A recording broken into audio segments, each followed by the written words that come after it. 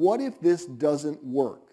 And let me give you a word of important qualification. No one idea that anyone in the field of negotiation, conflict management, peacemaking ever shares with you always works, which is why we want to have many different tools in our toolkit, so that if an interest-based approach doesn't work, then maybe active listening will help. And if active listening doesn't help, then something else might. In this hour, we've only really had the chance to develop a couple of ideas.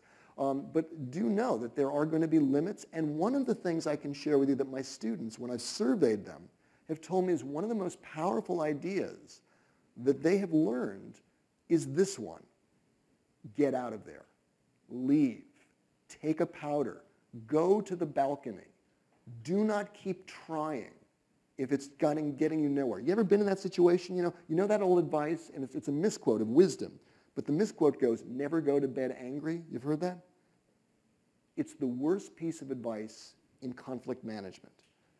It's a misquote. It's the worst. Because think about it. What is the likelihood at 2 in the morning, drunk and angry, you're going to work things out?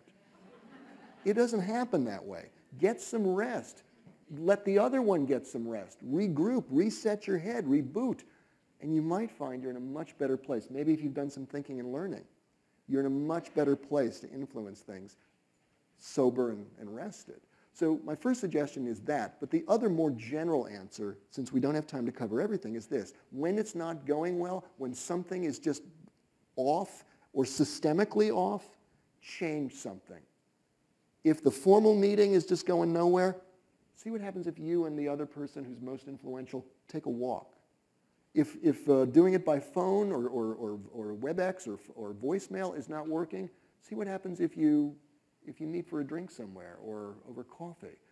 Changing even seemingly trivial things can often change dramatic things.